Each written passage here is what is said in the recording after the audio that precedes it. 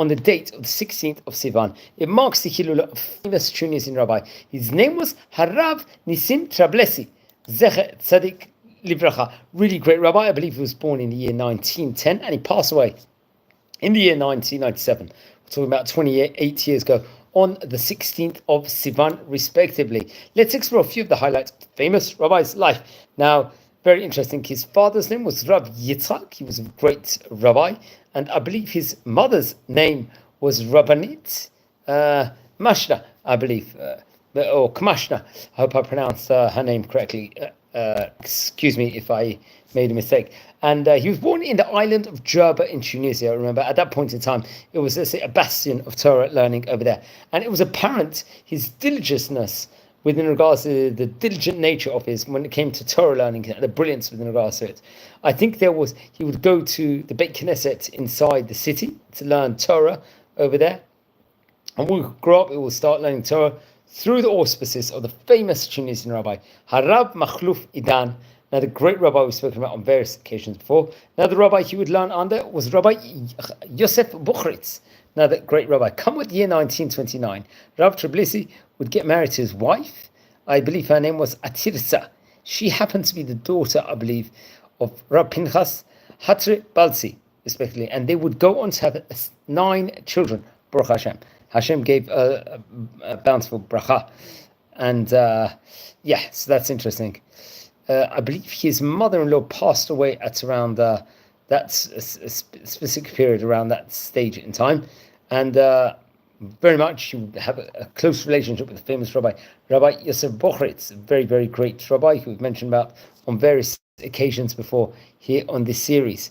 And we saw that he learned under actually his auspices. But Rav Yosef Buchritz will actually recommend that him and his family should move to the city of Zarzis in Tunisia, where he'd go on to serve as a teacher, especially of the students inside the school, and a cantor and a judge and various other positions. Come with the year 1949, Rabbi Trabelsi would go on to make Aliyah to the land of Israel, and he would arrive in Ashkelon. And after a short period of time, he would settle in a moshav called Tolmim. It was in the early years, he would, as well as learning Torah pretty much most of the day, he would work as a farmer in a moshav over there, and would later on serve as a rabbi of moshav Tolmim, a very prominent position. And he would lead the community inside the moshav of Tolmim for a staggering, I see reported over here, possibly even around as many as 50 years. That's what's actually stated over, just if I'm not, which is a really, really lengthy amount of time and a great amount of time period, a huge amount of chesed and responsibility that would take. He would establish different synagogues over there. I believe one of the synagogues was called the Ateret Chen, this synagogue was. And there he would give Shurei Torah and so on. It will be a place of tefillah, prayers, respectively. And he would be awarded with other positions, respectively, which was very, very important at that point in time. Let's explore some of this. That especially we spoke about how the Ateret Chen synagogue is flourishing, where he gave Torah lessons. I think while he was a rabbi of the Moshav, he would travel every Tuesday, it's reported, over to the house of Rabbi Raphael Kadir Tzaban to study Torah together with him and the various other sages of the area. Remember, we're speaking about Rav Kadir Tzaban right at the start of this series. We're talking about nearly 3 years ago. So he would also, I think, correspond with Rabbi Al-Moshineno, I believe, Rabbi Peretz Maimon, Rabbi Shlomo Mezuz, and other great rabbis. It was.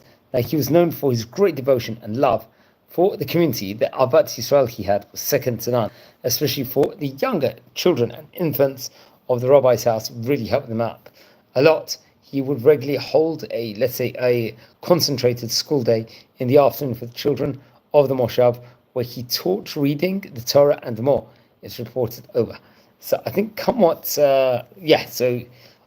his wife would pass away. I believe, if I'm not mistaken, it would have been around the mid-1980s. His wife passed away very, very sadly. So that's what's reported over here. But by the way, I'm using for this article just a complimentary of the Hayomi website over here, which has excellent tidbits and information on the great rabbis of yesteryear. So I think it was around 1983. His wife sadly passed away, and I think 1983 or something. So I'll have to double check that would have been possibly close to 15 years after Rabbi Trabelsi had passed away.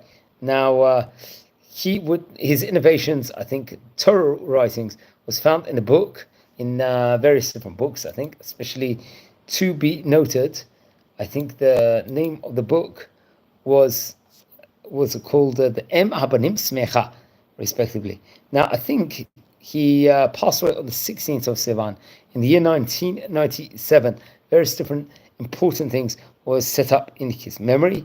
Yeah, and I think Amutot Pe'er Nisim, for example, a Kolel, and a Gemach, also a large Gemach, and various other important Torah-related projects he would be responsible for also. So there will be various different memorials also named after him, just like this Pe'er Nisim.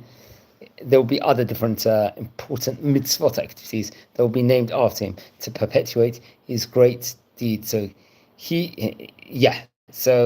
his Hilula is on the 16th of Sivan. Don't forget to light candles in the great rabbi's memory. Now, friends, we're a community here. We're learning about the great rabbis of yesteryear. Please subscribe to the channel. Let's look at a couple of the highlights of his life from the book. He gives a couple of ideas over. I think in the Habanim Smecha, in Reshut Bet Amud, it says Melmed Tov Latet Dvarim Hane'echalim Milatet Le'oni Kesef. This is one idea. Then another idea to give. Melamed she'osim su'uda b'rosh chodesh Nisan she'kol b'nei mishpacha nochachim. So the importance of doing a su'uda, a nice festive, flashy meal on Rosh Chodesh Nisan, and that's featured in Habanim Smecha on page number 27. Melamed gedlo la'Hashem iti she'yildim aktanim lomdim im hagdolim. Another great piece of wisdom that was once again featured in the Habanim Smecha book on. I'm not too sure. I think, that's quite interesting. They were on Amud, Reish Gimel, respectively. And friends, everyone subscribe to the channel. We're nearly on 7,000 subscribers, which is a brilliant achievement. If you descend from any of the great Chachamim we're speaking about, please send me an email. I would love to hear more. If you like these videos, please share these videos also to other people, so other people can also enjoy and learn from this online encyclopedia. So wishing you all well, and take care. A fantastic day.